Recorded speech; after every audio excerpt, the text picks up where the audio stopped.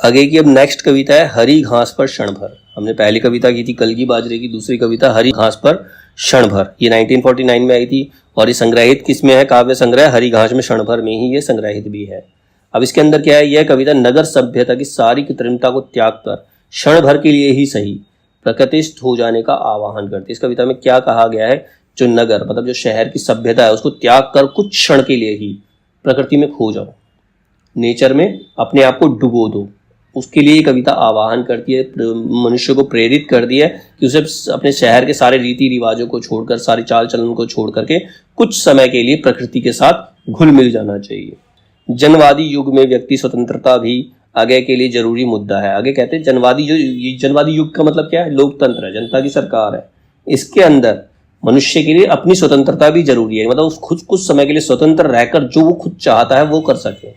वह सारी बेचैनी, सारे सरोकार, सामाजिकता सब कुछ भुलाकर असीम प्रकृति में लय हो जाने की बात करते हैं। कहते हैं कुछ क्षणों के लिए, कुछ समय के लिए तुम अपनी चिंताओं को, अपनी परेशानियों को, अपनी जिम्मेवारियों को, समाज की सारी चीजों को दूर रख करके कुछ समय के लिए प्रकृति में विलीन हो जाओ, प्रकृति के साथ घुल मिल जाओ, तो तुम्हें अच्छा प्रतीत हो, अच्छा फील होगा। ऐसा करना आगे के लिए पलायन या स्खलन नहीं है। मतलब इसका मतलब ये नहीं कि तुम अपनी जिम्मेवारी से भाग रहे हो। पलायन मतलब क्या होता है? भागना। ये भागना नहीं है, कुछ क्षण के लिए तुम अपने आप को स्वतंत्र कर रहे हो, कुछ क्षण के लिए अपने आप को खुश कर रहे हो। हरी घास अधुनातन मानव मन की भावना का प्रतीक है। हरी घास क्या होती है? मतलब एकदम फ्रेश होती है, जैसे मानव का मन अगर वो सारी चिंताओं को दूर कर दे तो उसका मन भी हरी घास की भांति लहलाने लगेगा। क्षण पर जोर मतलब कुछ समय अपने को देना, कुछ समय खुद को देना, खुद की शांति के लिए क्षण पर जोर दिया गया है। ध्यातव्य उपमाएं दी गई हैं, मतलब ऐसी उपमाएं बताइए जो सुनने लायक है। ध्यातव्य मतलब सुनने लायक है। संथाली झुमूर का लंबा कसक भरा आलाप है इसके अंदर। रेल का आह की तरह धीरे धीरे खींचना, जैसे ट्रेन जब स्टार्ट होती है तो धीरे धीरे खींचती है फिर स्पीड पकड़ती है, तो वो इसके अंदर बताया गया। हरी घास पर क्षण भर की महत्वपूर्ण काव्य पंक्तियां क्या हैं? लिखता है और घास तो अधुनातन मानव के मन की भावना की तरह सदा बिछी है, हरी नियोति कोई आकर रौंदे। मतलब मनुष्य की भावना क्या है? मनुष्य की भावना उस घास की तरह है जो बिछी हुई है, कोमल घास की तरह जो बिछी हुई है, जिसको कोई भी आकर रौंद सकता है, कोई भी उस पर चलकर जा सकता है। मनुष्य का मन भी ऐसा ही है, मनुष्य की भावना भी ऐसी ही है, उसे कोई भी कुचल सकता है। तो कुछ समय खुद को देना जरूरी है। कहता आओ बैठो तनिक और सटकर कि हमारे बीच स्नेह भर का व्यवधान रहे बस। मतलब कुछ समय के लिए अपने मन को मुक्त कर दो, बैठ कर देखो, मतलब किसी तरह का कोई व्यवधान, कोई रुकावट मन में आनी नहीं चाहिए। नहीं दरारे सभ्य शिष्ट जीवन की। इसमें सभ्य शिष्ट जीवन क्या होता है? मनुष्य के मन पे इतना प्रेशर रहता है कि मुझे इस तरह से बिहेव करना है, अगर मैंने कुछ गलत बिहेव कर दिया तो लोग क्या सोचेंगे, समाज क्या सोचेंगे। किसी पार्टी में जा रहे, किसी बड़ी पार्टी में जा रहे हैं, वहां जाके अपने आप को इतना डिसिप्लिन शो करने की कोशिश करते हैं, खुद को भूल जाते हैं कि अगर मैंने कुछ उल्टा सीधा मतलब कुछ भी गलत किया तो लोग मेरे बारे में क्या सोचेंगे। अपना मतलब पार्टी इंजॉय करने नहीं गए, खुद दूसरों को दिखाने के लिए गए कि हम क्या हैं। तो वो चीज है, कहना नहीं दरारें सभ्य शिष्ट जीवन की। इसमें किसी प्रकार के शिष्ट जीवन की कोई दरारें नहीं आनी चाहिए। क्षण भर भुला सके हम नगरी की बेचैन बुदकती गड़बड़ अकुलाहट और ना माने उसे पलायन। मतलब कुछ समय के लिए हम सारी परेशानियों को, शहर के शोर को कुछ क्षण के लिए उनको भुला दिया जाए। और उसको भुला देना कोई पलायन करना नहीं, हम उनसे भाग नहीं रहे हैं, सिर्फ कुछ समय के लिए उसको भुला दिया जाए।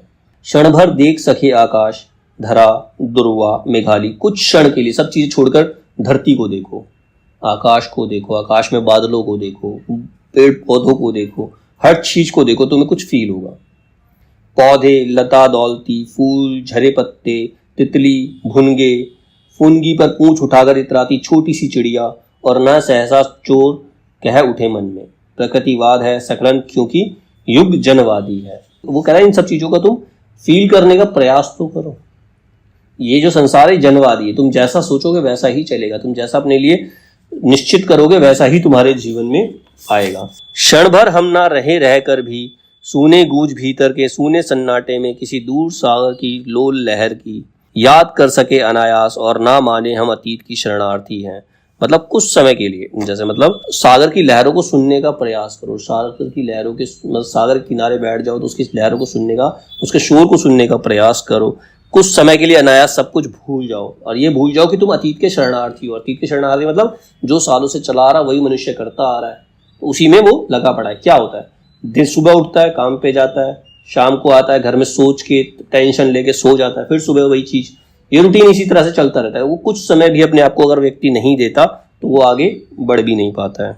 स्मरण हमारा जीवन के अनुभव का प्रत्यावलोकन, हमें नाहीन बनावे प्रत्यभिमुख होने के पाप बोध से। आओ बैठो क्षण भर तुम्हें निहारूं, अपनी जानी एक एक रहका पहचानूं, चेहरे की, आंखों की, अंतर मन की और हमारे साझे की अनगिन स्मृतियों की तुम्हें निहारूं। झिझक ना हो कि निगरखना दबी वासना की विकृति है। मतलब वो प्रकृति से ही कह रहा है, कुछ क्षण, प्रकृति मतलब मनुष्य को पुकार रही है, कुछ क्षण बैठो ताकि मैं तुम्हें पहचान सकूं, तुम मुझे पहचान सको, तुम अपने मन की स्मृतियों को भुला सको। तुम्हारे अंदर बहुत सारी अनगिनत स्मृतियां हैं, उनको सुनना चाहती है प्रकृति, प्रकृति उनसे उसको महसूस करना चाहती है। केवल बना रहे विस्तार हमारा बोध मुक्ति का, सीमाहीन खुलेपन का ही है। मतलब ये विस्तार क्या है? मुक्ति का बोध कराना, खुद को मुक्त करना है, ठीक है, अपने को सीमा से परे ले जाना है, सीमा के खुलेपन का, ठीक है। वह हम हो भी तो यह घास ही जाने, वह हम हो भी तो यह हरी घास ही जाने, जिसके खुले निमंत्रण के बल जग से सदा उसे रौंदा है और वह नहीं भूली। अब घास क्या है? वो खुली हुई है, फैली हुई है, कोई भी आके उसे रौंद के चला जाता है, वो कुछ नहीं कहती है। नहीं सुने हम वह नगरी के नागरिकों से, जिनकी भाषा में अतिशय चिकनाई है साबुन की, किंतु नहीं है करुणा। हमें उन नागरिकों की, जो हमारे साथ लोग रहते हैं, उन लोगों की चिकनी चुपड़ी बातें नहीं सुननी चाहिए। उनमें साबुन की तरह चिकनाई है, लेकिन उसके अंदर करुणा नहीं है, ठीक है, सिर्फ धोखा ही है उसके अंदर, ठीक है। तो ये कविता थी हरी घास पर क्षण भर।